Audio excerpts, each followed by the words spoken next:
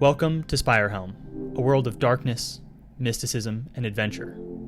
SpireHelm is a new collaborative world-building project that I've been working on for a while now, inspired by retro dark fantasy, as well as some of the Soulsborne games and other creators like Monster Garden on YouTube, for example. This world is at its face unforgiving and grim, but as you begin to explore, there is beauty hidden within. However, unlike other fantasy worlds that you may love, this one I want to be collaborative. I want each of you to be able to contribute to this world building that we can do together. I, like many of you, have been inspired by the deep lore of worlds like The Lands Between from Elden Ring, or Middle-earth, or even Roshar. But I've also been moved by the dark fantasy slideshows and videos that take over my For You pages and video feeds and social media every few months. There's something so cool about that gritty, dark adventure that a lot of us never got to experience as kids that I still somehow yearn for. But one thing stays consistent in all of the comment sections of those videos, and that is the reluctance and disappointment that they all use AI-generated images and whatnot to capture that mood. So my goal is to bring that kind of content and creativity to all of you and all of us who kind of yearn for that dark fantasy, that gritty aesthetic that we've all fallen in love with. But I want to do so without the use of AI. Because while AI is good at pulling from a large number of resources to establish a mood or a vibe, it lacks emotion and meaning. It doesn't have any meaningful design. It's not able to create something for a problem. It's only able to mash together ideas that other people have had. So I want our designs to have meaning that carry across the world, designs that make you ask questions, like why is that rune inscribed on the sword? Why does this helmet have shrooms growing out of it? Why and how are these skeletons alive? Where did they get their power? Did somebody give it to them? Did they just spontaneously rise from the grave? All of these questions should have meaningful answers that carry depth and weight across this world that we've created. And so, because of that, the one rule that I ask for anyone wanting to join this project is that we just don't use AI. Not for image creation, not for story ideas, for nothing. We can work together. We can create something better, I'm sure. We just need it to have life, for it to feel real and meaningful. So in this video, I want to go over some of the basic concepts that I have for the collaborative aspects of the project, as well as the medium in which I kind of hope to achieve my visions. I also think it'd be a good time to kind of go over the backdrop of the world so that you are well informed on kind of what this world is and where you can take it, as well as so that we all have the same vision going in, and there's not, any confusion here. At some point, I do plan on making a more established lore video, but we'll go over kind of the basics at the end of this video. So my current plan is to have two sides of the collaborative process. The first side of the collaboration would be from the perspective of a wanderer, some nameless explorer that is thrown into this mysterious world, slowly coming to know himself, as well as the lands around SpireHelm. This would be like a classic dark fantasy trope in an effort to capture that feel, but where does the collaborative aspect come from then? Well, with this one, I want it to be almost a comic in a way. However, each episode being broken down into a single encounter, be it, or a single experience. And at the end of every encounter, or every chapter, we can call it, it'd be open-ended, where you as the viewer would be able to decide what choice this wanderer makes. Will he kill this creature that he's found or stumbled across in the woods? Will he run? These type of things, almost a choose your own adventure mixed with D&D style adventure that you as the viewer get to decide kind of where it goes. The aim of this part would be to create a long-lasting story that you as the viewer cares about because, after all, you chose and you made the decisions, but one that all of us can grasp onto in one way or another. The second part of this collaborative project would come from the perspective of the Tome Warden, some grand archivist. This individual has devoted their life to compiling learning and stories from around the world in an effort to preserve the knowledge for eternity in his grand library, his grand archive, deep within the SpireHelm Mountains. While this side of SpireHelm might not be spoiler-free from the main story, it will be a bit more open-ended and a lot more creative. My job in all of this is to be the Grand Archivist, collecting and reading these scrolls, these records, journals, drawings, whatever it may be, compiling them and figuring out which are true and which are legend. The idea here is to leave it open to those who would like to join in collaborative writing and world building. However, I want it to be more than just lore dumping into some wiki. If you're familiar with other collaborative writing projects that have been on the internet in the past, some of them have turned into kind of just spewing information until you kind of just have a bunch of definitions and hyperlinks and different things like that. I want this to be a little bit more true to the world. I love the idea that these records and these submissions would be formatted into the world that they were written, stylized to reinforce the writer's goals. So, for example, say I wanted to create some lore for a dragon, or some dragon-like creature. My first question would not be, like, how much does it weigh, or, like, how big is it, or what does it eat? Like, these type of things, I wouldn't just spell them out in my writings. What I would do is I would think, who found this information? Where did they record it? And how might it have made it to the Grand Archive? This information, these questions, should be enough to inform your writing, to give you kind of a perspective on how to write this, not just every information you could possibly need about this monster. After all, the people who write these could be wrong about a lot of things. And that's where your job as one of the writers, being a collector for this Grand Archivist, comes into play. For example, let's say I want to create some lore for a dragon-like creature. I wouldn't want to rush to just dumping all the information about this creature, their size, what they eat, how long they've been alive, their age, all these different things, what they're immune to. Those type of things won't help inform your writing out of the gate.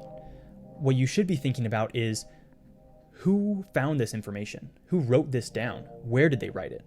Who were they? So those type of questions should inform how you can go about your writing.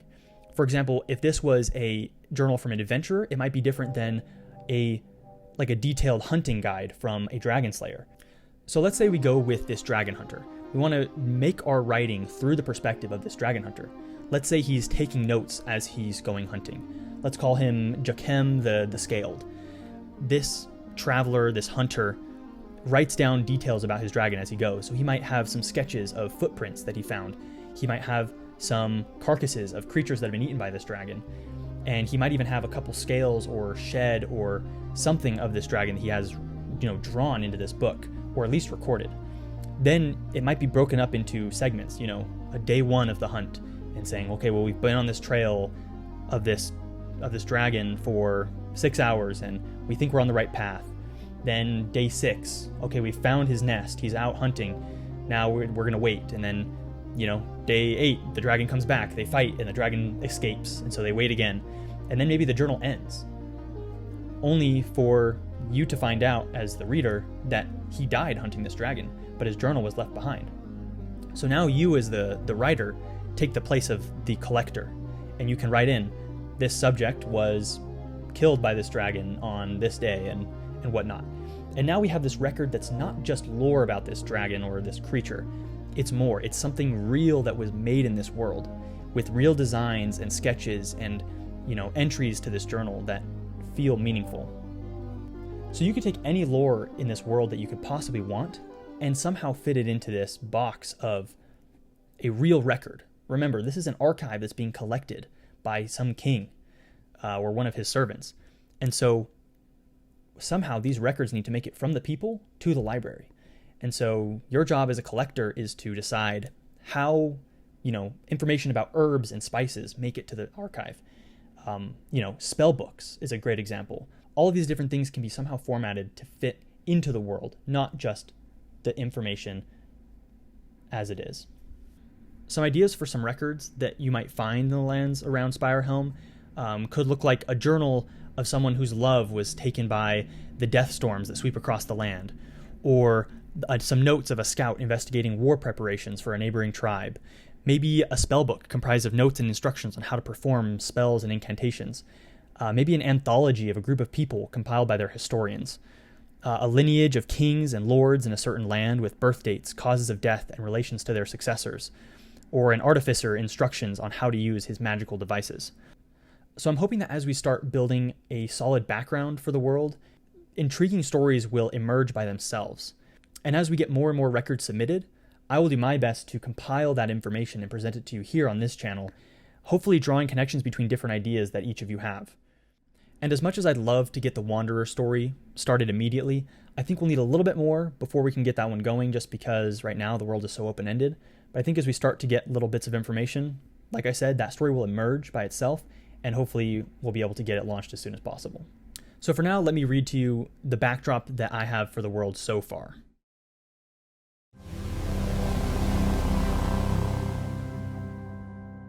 The ancient history books tell stories of gods that fought back against the forces of darkness, banishing the Dark One and his armies far beyond reach, and creating the Titans, a wall of mountains called to protect the common lands from their influence. This god is still feared, referred often to as Death or the Dark One. The superstition around his influence permeates deep into society. The most recent manifestations of the gods was Aletheus, the demigod. He was heralded as king and divine protector of the lands. For hundreds of years, he boosted the faith of his realm, showing himself to be a great hero and a loving king. However, he too had his worries about the banished god. After taking the throne, he spoke with his Grand Archivist and other powerful beings and had them magically redact the true name of Death from all records, leaving the world at large to forget it, and by doing so, hopefully reduce his influence on this side of the Titans. However, in recent history, the manifestations of the gods has vanished. Aletheus has not shown his face in over 50 years. Now, more and more of the sanctuaries and churches have been abandoned or attended to by the last real zealots.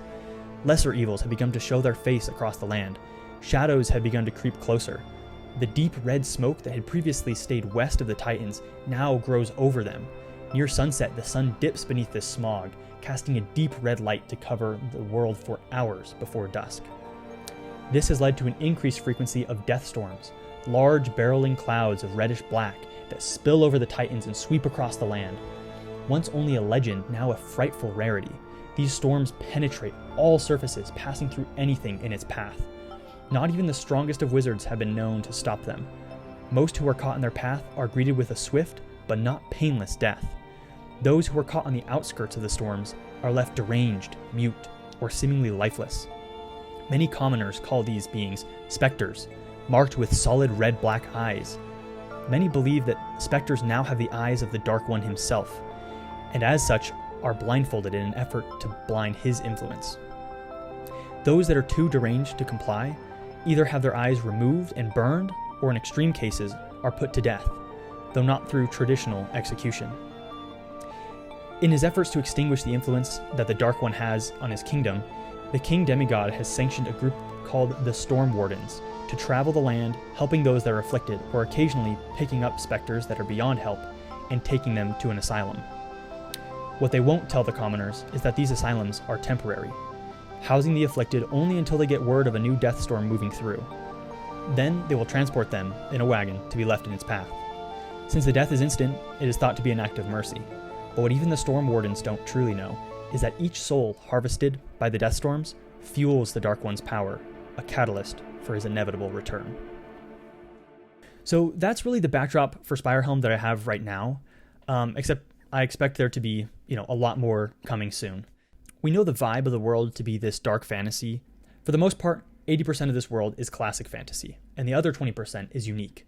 The stories, the civilizations, and the magic systems. Just familiar enough to not be exhausting, but novel enough to be exciting. That way we don't have to do a ton of hard work when establishing just the basics. We know there's elves, we know there's magic, we know there's dwarves, we know there's monsters. But how these civilizations work, how their weapon systems work, all of these type of things we can come up with together and make it that unique. Though I don't have a full map yet of the land surrounding SpireHelm, we do have some idea of some of the most prominent geography in the area. Most importantly, obviously the Titans, that are the mountains, a massive wall of mountains to the west, created by the gods, according to legend, to banish evil beyond its peaks. East of these mountains lies what many refer to as the shadows of SpireHelm. SpireHelm is the world's main capital city, with a striking spire that pierces the heavens themselves. Its shadow stretches for miles, and its spire can be seen from even further, so many refer to these lands as SpireHelm's shade. And a lot of the commoners believe that as long as you are in the shade of SpireHelm, you are safe from the evil that is banished beyond the Titans. So lastly, let's cover how this archive really works. In the description below, I'll have a link to the official SpireHelm Discord server, which for now will be where you can post, and I will be posting records and information that we can compile together into, hopefully eventually moving to an official database of some kind or wiki where we can house all of your creative writings. In this Discord is also a place where you can find the information that others have posted or that I have posted, as well as collaborate with others and discuss lore if you need information. If you're missing some bits, then that's a great place where you'll be able to find all of that. If you're not as interested in the collaborative writing aspects of SpireHelm, but you just want to see where it goes, feel free to subscribe to this channel, as I'll be posting here more lore videos about the world and kind of what people have come up with. There should be another video getting posted here soon about the lore around the Grand Archivist and his library. But if there's something else that you think is, more prominent or you'd like to hear more about before then, let me know in the comments and I'll be sure to check them out. I'm really excited to see where this goes and what we can come up with. I'm confident that we can come up with something more creative and more meaningful than AI can. And I really hope that we can get this dark fantasy vibe revived on YouTube and on social media, and that this can really go somewhere. But thanks for sticking along for now, and I'll see you next time.